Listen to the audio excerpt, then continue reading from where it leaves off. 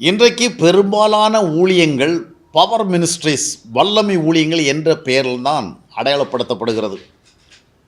பல சபைகளுக்கு வருகின்ற ஸ்பெஷல் ஸ்பீக்கர்ஸ், அதாவது விசேஷ பிரசங்கிகள் தங்களை மிகப்பெரிய வல்லமையாளர்களாக காண்பிக்கிறதுல தான் ரொம்ப கவனம் செலுத்துகிறாங்க.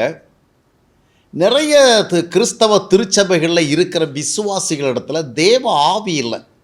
கிறிஸ்தவங்களுக்குள்ள கிறிஸ்துவின் ஆவி இருக்கணும். நிறைய பேர் ஆவிக்குரியவர்கள் தான் சொல்கிறாங்க. தங்களை ஆவிக்குரியவர்கள் என்று தாங்கள் செல்லுகிற சபையை ஆவிக்குரிய சபைன்னு அடையாளப்படுத்துகிறாங்க. நாங்கள் ஆவிக்குரிய சபைக்கு தாங்க போகிறோம், நாங்கள் ரொம்ப சாதாரண சபைகளுக்கெல்லாம் முன்னாடி போயிட்டு இருந்தோம், இப்போ ஆவிக்குரிய சபைக்கு தான் போகிறோம் அப்படின்னு சொல்லுவாங்க. ஆவிக்குரியவர்கள் என்று சொன்னால் ரோமர் 8ஆம் அத்தியாயத்தினுடைய 9ஆம் வசனம் சொன்னபடி கிறிஸ்துவின் ஆவியை உடையவளாக இருக்கணும். இயேசு கிறிஸ்துவை பெற்றுக்கொண்டு ஆவியை பெற்றுக்கணும். இன்றைக்கி நிறைய கிறிஸ்தவ விசுவாசிகளிடத்தில் அவர்களுக்கென்று தேவ ஆவி இல்லை. அதனால தான் பாஸ்டர் வழியாகத்தான் அவர்கள் அந்த ஆவியினுடைய கிரியைகளை உணர வேண்டியதாக இருக்குது. அவர்களுக்கென்று தனியாக தேவ ஆவி இல்லை. அதனால தான் வருகிற ஊழியக்காரர்கள் அதை அதிகமாக எதிர்பார்க்குறாங்க. இன்றைக்கி முக்கியமாக கிறிஸ்தவ மக்கள் விசேஷமான சுவிசேஷங்களிடத்திலும் பாஸ்டர் இடத்துலேருந்தும் ஸ்பெஷல் ஸ்பீக்கர்ஸ், விசேஷ பிரசங்கிகள், இவ்வளவு என்ன எதிர்பார்க்குறாங்கன்னா வல்லமை. அவர் இவங்களுக்கு வல்லமையை கொடுக்கணும். அபிஷேகம், அவர் இவர்களுக்கு அபிஷேகம் கொடுக்கணும். தீர்க்க தரிசனம், அவர் இவர்களுடைய காரியங்களை சொல்லணும். அதனால் இன்றைய கிறிஸ்தவ வட்டாரங்களில் பார்க்கும்பொழுது, கிறிஸ்தவ சபைகளில் பார்க்கும்பொழுது நிறைய பேர் தவறான வல்லமைகளை கொண்டு மக்களுக்கு கொடுக்குறாங்க. தவறான தங்களிடத்தில் இருக்கிற அபிஷேகங்களை கொண்டு கொடுக்குறாங்க. பொய்யான தீர்க்க தரிசனங்களை சொல்கிறாங்க. இன்றைக்கி யூடியூப் போன்ற சமூக ஊடகங்களை பார்க்கும் பொழுது நிறைய, அதாவது ரொம்ப பிரபலமான ஊழியக்காரர்கள் அறியப்பட்டவர்கள், வல்லமையான ஊழியக்காரர்கள் அறியப்பட்டவர்கள் எங்கே போனாலும் சத்தியம் இல்லை. ஜனங்கள் சத்தியத்தை எதிர்பார்க்கல. நார்மலாக விசுவாசிகள் தான் தங்களை சரியான ஆவிக்குரிய வாழ்க்கையில் வழி நடத்துகிற நல்ல பசுமையான சத்திய மேய்ச்சலை ஊழியக்காரங்கிட்ட தேடணும். தங்களுக்கு நல்ல சத்திய ஆகாரம் தருகிறதை எதிர்பார்க்கணும். அது மாதிரி ஊழியக்காரங்களை அப்போஸ்தலன் பவுல் நான் சகல சுவிசேஷனுடைய சம்பூர்ணத்தோடு வருவேன் அப்படிங்கிறார். ஊழியக்காரர்களும் எங்கே போனாலும் சரி, எங்கே பிரசங்கம் பண்ண போனாலும் சரி, எங்கே ஊழியம் பண்ண போனாலும் மக்களுக்கு வார்த்தை சார்ந்த சத்திய ஆகாரத்தை கொண்டு போகணும். இன்றைக்கி அது இல்லவே இல்லை. அதாவது வருகிற இடமெல்லாம் வல்லமை, அபிஷேகம், தீர்க்க தரிசனம், அவ்வளோதான். பெரிய வல்லமையோடு வந்திருக்கிறதாக காண்பிக்கிறது. அவ்வளோ வாயு, அது எப்படித்தான் கற்பனை பண்ணுகிறால் தெரியலை. எந்த வரம்பும் கிடையாது தீர்க்க தரிசனத்துக்கு. அவ்விதமாக இவ்விதமாக, ஏன்னா போகிற இடமெல்லாம் எதையாவது இயற்கைக்கு அப்பாற்பட்ட முறையில் தீர்க்க தரிசனங்களுடைய வேலை. காரணம் என்னன்னு சொன்னால், இன்றைக்கி பெரும்பாலான ஆவிக்குரிய சபைகளில் இருக்கிற விசுவாசிகளிடத்தில் ஆவி இல்லை. அவர்கள் தங்களுடைய பாஸ்டர்கள் வழியாகத்தான் இந்த ஆவியினுடைய அனுக்கிரகத்தை உணர்கிறாங்க. தங்கள் சபைகளுக்கு வருகிற விசேஷ பிரசங்கிகள் மூலமாக ஆவியின் அனுக்கிரகத்தை உணர்கிறாங்க. இவர்களுக்கு என்று சொந்தமாக தெய்வ ஆவி கிடையாது. அதுதான் பிரச்சனை. ஒரு விசேஷமான ஒரு ஸ்பெஷல் ஸ்பீக்கர், அவருக்கு எப்படி நம்ம சொல்கிறது, விசேஷ பிரசங்கி ஒரு சபைக்கு வரார். ஜனங்கள் என்ன எதிர்பார்க்குறாங்க? தங்களை வல்லமையாக்கணும், அபிஷேகத்துக்குள்ளே உட்படுத்தணும், தங்களுக்கு தீர்க்க தரிசனம் சொல்லணும். அப்போ அது ரொம்ப ஆவிக்குரிய சூழல், வல்லமையான சூழல், பவர் மினிஸ்ட்ரி நடக்குது அப்படின்னு நினைக்கிற மாதிரி இருக்கிறது. ஆனால் ஒரு உண்மையை நீங்கள் அறிந்து கொள்ள வேண்டும்.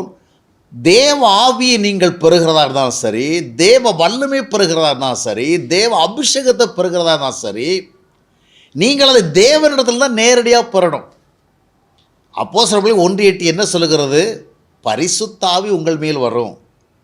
இயேசு கிறிஸ்துவை ஏற்றுக்கொண்டவர் மேலே பரிசுத்த ஆவி வரும். அப்பொழுது நீங்கள் பலமடைவீர்கள்.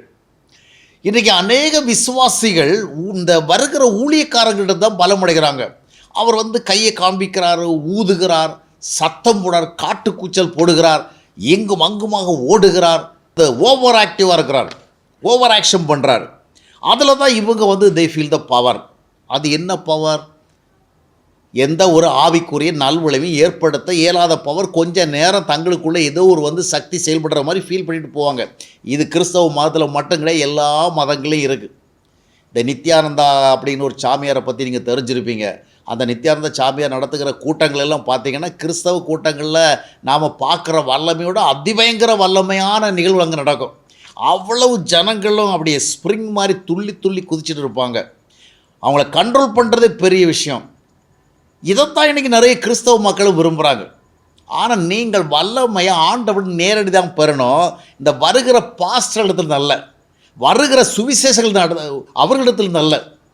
எப்பொழுது நீங்கள் வல்லமையை ஆண்டவரிடத்தில் பெறவில்லையோ அது ஃபால்ஸாக தான் இருக்கும்.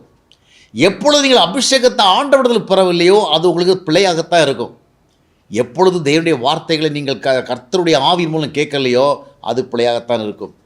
எனவே இன்றைக்கு கர்த்தரிடத்திலிருந்து பெற வேண்டியதை ஜனங்கள் ஊழியக்காரந்து பெற விரும்புகிறாங்க. இவர்களும் ஆவிக்குரியவர்கள் சொல்லுகிறார்கள், ஆவிக்குரிய சபையில் இருக்கிறவங்க சொல்லுகிறார்கள். ஏன் அப்பொழுது உங்களுக்குள் இருக்கிற ஆவி உங்களை வல்லமையாக்கல? எபேசியர் 3ஆம் அத்தியாயத்தினுடைய 16ஆம் வசனத்தை வாசிக்கும் பொழுது வல்லமை எல்லாம் எப்படி செயல்படுகிறது அங்கே என்ன பார்க்குறோம்? நீங்கள் அவருடைய ஆவியினால், இந்த சுவிசேஷகருக்கு வராரே அவருடைய ஆவியில் அல்ல, நீங்கள் தேவனுடைய ஆவியினாலே, கர்த்தருடைய ஆவியினாலே, வெளியிருந்து வருகிறதான விசேஷ பிரசங்கிடத்தில் அவருடைய ஆவியினால் அல்ல, தேவ ஆவியினால் உள்ளான மனுஷனில் வல்லமையாக பலப்படணும். அப்போ நீங்கள் பர்சனலாக இயேசு கிறிஸ்துவை ஏற்றுக்கொண்டு நீங்கள் பரிசுத்தாவியை பெற்று you have to be strengthened. அதைத்தான் எபேசியர் 6ஆம் அத்தியாயத்தினுடைய 10ஆம் வசனம் வாசித்து பார்க்கும் பொழுது கர்த்தரிலும் அவருடைய சத்துவத்தின் வல்லமையிலும் பலப்படுங்கள் என்று சொல்லப்பட்டிருக்கிறது. ஆக நேரடியாக ஆண்டவரிடத்தில் பெற வேண்டிய வல்லமை அபிஷேகத்தை இன்றைக்கு மக்கள் எங்கிருந்தோ வருகிற ஊழியக்காலத்து பெற விரும்புகிற அப்படின்னாலே இன்றைக்கு நிறைய காரியங்கள் தவறாகவே போய்கொண்டிருக்கிறது. பொதுவாக பார்த்தீங்கன்னா ஒரு ஊழியக்காரத்தில் வல்லமை இருந்தால் அவர் வல்லமையாக சத்தியத்தை பேசுவார், வல்லமையாக ஜனங்களை கர்த்தருக்கு ஏற்ற விதம் வழி நடத்துவார், அவரிடத்தில் ஆவிக்குரிய வரங்கள் வல்லமையெல்லாம் செயல்படும். ஆனால் அவரிடத்தில் இருக்கிற வல்லமை அவர் டிரான்ஸ்ஃபர் பண்ண முடியாது, அதாவது பரிமாற்றம் செய்ய முடியாது. என்னிடத்துல ரொம்ப தேவ வல்லமை இருக்குது அதனால் நான் உங்களுக்கு தருகிறேன் அப்படின்னு கொடுக்க முடியாது. ஒரு இடத்துல ஒரு நல்ல வல்லமையான அபிஷேகம் இருக்கும், அந்த அபிஷேகத்தை அவர் பயன்படுத்தலாம், பயன்படுத்தி ஊழியம் பண்ணலாம், கர்த்தருடைய வார்த்தைகளை பேசலாம். அதே நேரத்தில் அந்த அபிஷேகத்தை இவர் உங்களுக்கெல்லாம் தரேன் அப்படின்னு கொடுக்க முடியாது. நீ நிறைய சபைகளில் நிறைய கூட்டங்களை பார்க்கும் பொழுது வருகிறவங்க தங்களுடைய அபிஷேகத்தை கொடுக்குறாங்க, ஜனங்களும் அதை காத்து கிடந்து வாங்குறாங்க. ஏற்கனவே பல முறை அபிஷேகம் பெற்ற அனுபவம் இருந்தாலும் புதுசாக ஒருத்தர் வந்தால் அவர் கொண்டு வருகிற அபிஷேகத்தையும் வாங்கிடுறாங்க. அதாவது டிரான்ஸ்ஃபர் ஆஃப் த அனாயிண்டிங், இந்த அபிஷேக பரிமாற்றம் நீங்கள் தேவனுடைய ஆவியை இன்னொரு இடத்துலேருந்து பெற முடியாது, நீங்கள் தேவனுடைய வல்லமை இன்னொரு இடத்துல பெற முடியாது, நீங்கள் தேவனுடைய அபிஷேகத்தை இன்னொரு இடத்துல பெற முடியாது. நீங்கள் அதற்காக பர்சனலாக இயேசு கிறிஸ்துவை ஏற்றுக்கொண்டு விசுவாசித்து அவ்விதமாகத்தான் பெற்றுக்கொள்ள முடியும். அதைத்தான் அப்போஸ்தலர் நடவடிக்கைகள் 2ஆம் அதிகாரம் 38ஆம் வசனம் சொல்லுகிறது. அந்த வார்த்தை நீங்கள் பார்க்கும் பொழுது அவைகள் மிகவும் தெளிவாக இருக்கிறது. பேதுரு அன்றைக்கு இந்த கூடியிருந்த மக்களை நோக்கி என்ன சொல்கிற பாருங்கள், நீங்கள் மனம் திரும்பி ஒவ்வொருவரும் பாவ மன்னிப்புக்கென்று இயேசு கிறிஸ்து நாமத்தினால் ஞானஸ்நானம் பெற்றுக்கொள்ளுங்கள், அப்பொழுது பரிசுத்த ஆவியின் வரத்தை பெறுவீர்கள். நம்மிடத்தில் வருகிற பாஸ்டர் அல்ல, சுவிசேஷர்கள் அல்ல, அது அவர்கள் ஊழியம் செய்வதற்கு அவர்களுக்கு கொடுக்கப்பட்டது என்று வைத்துக் கொள்ளலாம். அதைத்தான் நம்ம 1 12ஆம் அத்தியாயத்தில் வாசிக்கிறோம். அவனுடைய பிரயோஜனத்துக்கென்று ஆவி அனுகிரகம் கொடுக்கப்படுகிறது. ஆனால் நீங்கள் உங்களுக்கு ஆவி வேணுமா, உங்களுக்கு அபிஷேகம் வேணுமா, உங்களுக்கு வல்லமை வேணுமா, அதை நீங்கள் தான் பர்சனலாக ஆண்டவரிடத்தில் பெற வேண்டும். அவரிடத்தில் இருக்கிற ஆவியை நீங்கள் வாங்கக்கூடாது, அவரிடத்தில் இருக்கிற அபிஷேகத்தை வாங்கக்கூடாது, அவரிடத்தில் இருக்கிற வல்லமையை வாங்கக்கூடாது. ஏன்னா உண்மையான தேவனுடைய ஆவி அவர் உங்களுக்கு பரிமாற்றம் பண்ண முடியாது. ஏன்னா இன்றைக்கு பரிசுத்த ஆவியானோ நம்ம எல்லாரும் பொதுவாக பொழிந்தள்ளப்பட்டபடினால பழைய ஏற்பாட்டு காலங்களை போல மோச இடத்துல இருந்தது, இல்லைன்னா எலியாவிடத்தில் இருந்தது, அதை இன்னொருத்தருக்கு டிரான்ஸ்ஃபர் பண்ணுற சிஸ்டம் கிடையாது. புதிய ஏற்பாட்டில் பரிசுத்த ஆவியானவர் பொழிந்தள்ளப்பட்டபடினால எல்லாவற்றையும் நம்ம இயேசு வழியாக தான் பெற முடியும். இயேசு கிறிஸ்து அந்த வரத்தை வல்லமை நமக்கு கொடுக்க முடியும். ஆனால் இன்றைக்கு ஜனங்கள் என்ன பண்ணுறாங்கன்னா, இந்த வருகிற ஊழியக்காரர்களிருந்து சுவிசேஷங்களிலிருந்து அவங்க வேறு தங்களுடைய மினிஸ்ட்ரியை பவர் மினிஸ்ட்ரின்னு சொல்கிறாங்களா, ரொம்ப டைனமிக்காக பண்ணுறதா காமிக்கிறாங்களா. என்ன இன்றைக்கி பவர்னால் காட்டு கூச்சல் போடுறது, ரொம்ப கத்தி பேசுகிறது, அங்கே கூட்டத்து நடுவில் ஓடுகிறது, குதிக்கிறது, விழுகிறது, எழுகிறது, அப்படி நிறைய ஆக்ஷன்ஸ் பண்ணி ரொம்ப வைப்ரண்ட்டாக இருக்கிற மாதிரி காண்பிக்கிற இதுதான் பவர் மினிஸ்ட்ரி. பவர் மினிஸ்ட்ரின்னா ஆவிக்கேற்ற விதமான பவர்ஃபுல்லாக இருக்கணும், கர்த்தருக்கு ஏற்ற விதம் மக்களை வழி நடத்துகிறதுல அந்த வார்த்தைகளில் வல்லமை இருக்கணும், சாட்சியில் வல்லமை இருக்கணும், வேதத்தினுடைய வார்த்தையில் உண்மையாக பேசணும். பொய்யெல்லாம் அவுத்து விட்டு கொண்டு வல்லமைன்னு சொன்னால் ஃபூலிஷ்னஸ். இன்னைக்கு நிறைய வல்லமை ஊழியர் பாருங்க, வாயை திறந்து அவ்வளவும் பொய் தான். அவங்களுக்கு வெளிப்படாத தீர்க்க தரிசனம்லாம் சொல்லுவாங்க. சமீபத்தில் ஒருத்தர் பேசுகிறத கேட்டேன், இதோ பாருவோம் சபையில் 2 லட்சம் விசுவாசிகள் வரப்போகிறாங்க. இது ஒரு சபையில் இவர் போகிற இடத்துலலாம் அதான் சொல்கிறார். நீ ஒரு பெரிய சபை கட்ட போகிற, அது பெரிய மானுமெண்ட்டாக மாறப்போகிறது. இது ஒரு இடத்துல இல்லை, ஊர்பட்ட இடத்துல தான் சொல்கிறான். எங்கே போனாலும் அதுக்குன்னு வழக்கமாக ஒரு ஊழியக்காரன் போகிற இடத்துல நல்ல தேவ சத்தியத்தை, நல்ல போதனையை, நல்ல ஆவிக்குரிய உண்மைகளை எல்லாம் ஆண்டோடைய சமூகத்தில் அமர்ந்து ப்ரிப்பேர் பண்ணி கொண்டு போகணும். ஆனால் இன்னைக்கு பவர் மினிஸ்ட்ரின்னு பண்ணுறது நிறைய பேர் எப்படி ப்ரிப்பேர் பண்ணிட்டு போகிறாங்க தெரியுமா? என்னென்ன தீர்க்க தரிசனம் அங்கே போய் சொல்லணும், எப்படி பொய் சொல்லணும், ஆண்டவர் சொல்லாததெல்லாம் சொன்ன மாதிரி எப்படி காண்பிக்கிறது, அதுக்கு எப்படி கூச்சல் போடுறது, எப்படி கத்துறது, எப்படி ஊழையிடுறது, அந்த மாதிரியே ப்ரிப்பரேஷனோட தான் இன்றைக்கி வராங்க. ஆனால் இவர்களிடத்தில் இருக்கிற அபிஷேகத்தை, தேவ அபிஷேகத்தை உங்களுக்கு தர முடியாது. ஆனால் தர முடியும் எதை தெரியுமா? தேவ அபிஷேகத்தை நீங்கள் தேவனிடத்தில் தான் பெறணும், இவங்கிட்ட பெற முடியாது. ஆனால் அந்தி கிறிஸ்துவனுடைய ஆவி இன்றைக்கு திருச்சபைகள் மத்தியில் அதிகமாக செயல்படுகிறது. இதை குறித்து 1 யோவான் 4ஆம் அத்தியாயத்தினுடைய 1ஆம் வசனத்தில் வாசிக்கிறோம். 1 யோவான் 2ஆம் அத்தியாயத்துடைய 18ஆம் வசனத்தில் வாசிக்கிறோம்.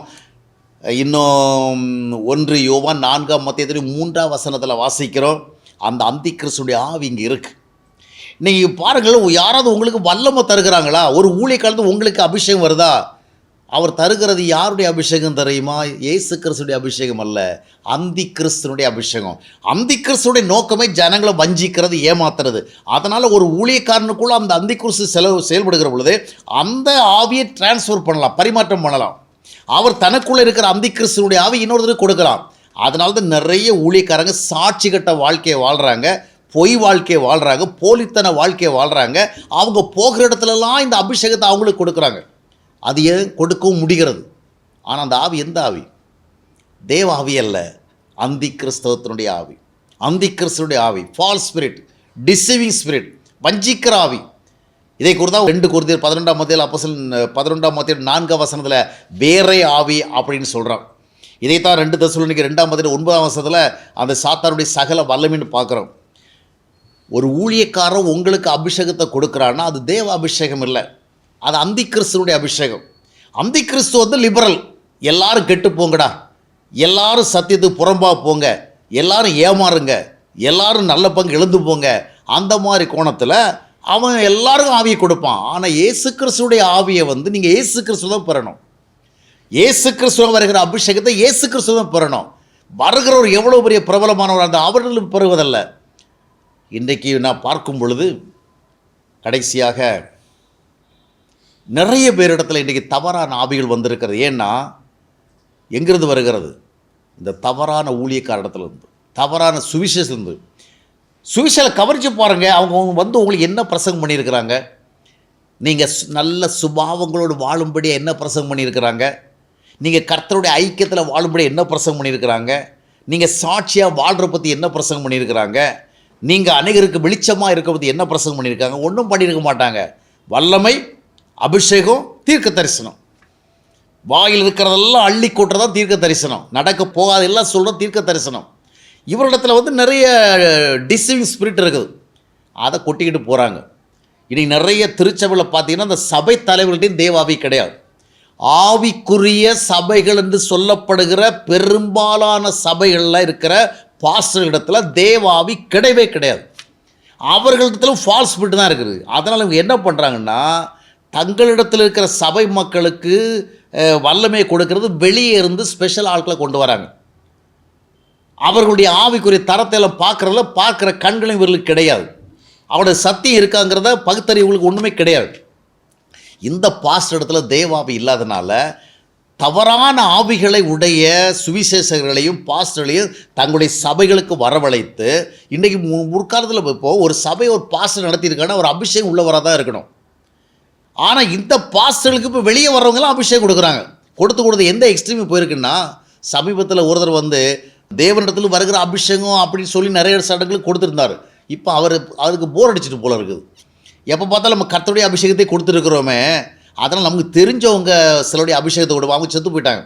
சமீபத்தில் மரித்து போன ஒரு ஊழியக்காரருடைய அபிஷேகத்தை கூட ஸ்பெஷல் பவர் மினிஸ்ட்ரிக்காரர் என்ன பண்ணுறாருன்னா, இதோ மரித்த அவருடைய அபிஷேகங்களுக்குள்ளே வருதுன்னு சொல்லிட்டு ஒரு பாஸ்டருக்கே கொடுக்குறாரு. அப்போ இந்த பாஸ்டர்கிட்ட ஏற்கனவே அபிஷேகம் இருக்குதா பாருங்க. ஒரு ஊழியக்காரனா அவர்கிட்ட அபிஷேகம் இருக்கணும். இன்றைக்கி என்ன நிலைமைன்னா, வெளியே இருந்து வருகிறவர் இங்கே வந்தவுடனே இவருக்கு அபிஷேகம் கொடுக்குறார். இந்த அபிஷேகம் புதிய அபிஷேகம், இது அப்படி பண்ணும்போது இப்படி பண்ணுவோம். அவருக்கும் அபிஷேகம் கொடுத்து அவரிடத்துல இருக்கிற பாருங்க ஒரு மந்தை, ஒரு கூட்டம் மக்கள் அவர்களும் கொடுக்கறது. அப்புறம் என்ன ஆகுது? தலையும் கெட்டு போகுது, உடம்பும் கெட்டு போகுது, வாலும் கெட்டு போகுது. அந்த பாஸ்டரும் குட்டி சோறாகிறாரு, அந்த சபை மக்கள் இவர் நம்பிகளும் குட்டி சோறாகிறாங்க. ஏன்னா கொடுக்கப்படுகிறது அந்தி கிறிஸ்துவனுடைய ஆவி, அந்தி கிறிஸ்துவனுடைய அபிஷேகம், அந்தி கிறிஸ்துவனுடைய வல்லமை. இவைகளுக்கு நீங்கள் விலகி இருக்க வேண்டும். ஆண்டவரிடத்திலிருந்து நேரடியாகத்தான் நீங்கள் வல்லமையை பெற வேண்டும். ஆண்டவரிடத்தில் நேரடியாகத்தான் நீங்கள் அபிஷேகத்தை பெற வேண்டும். ஆண்டவரிடத்தில் நேரடியாகத்தான் நீங்கள் வழிநடத்தலை பெற வேண்டும்.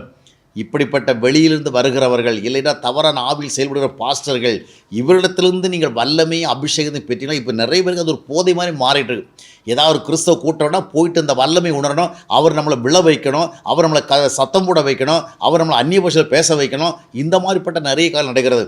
எனவே இது போன்ற வஞ்சனையான காரியங்களுக்கு விலகியிருங்கள். வேத வார்த்தைகளை வாசியுங்கள், அதனுடைய அடிப்படையில் சிந்தியுங்கள். சத்திய அடிப்படையில் காரியங்களை புரிந்து கொள்ளும்படியான ஆவியை ஆண்டவர் உங்களுக்கு தரும்படியாக ஜெபியுங்கள். கர்த்தர் உங்களை நடத்துவார், ஆசீர்வதிப்பார். பொல்லாத ஆவிகளுக்கு விலகியிருங்கள், வஞ்சக ஆவிகளுக்கு விலகியிருங்கள், வந்திக்கிறிஸ்துடைய ஆவிகளுக்கு விலகியிருங்கள். கர்த்தர் உங்களை சரியான பாதையில் வழிநடத்தி ஆசீர்வதிப்பாராக.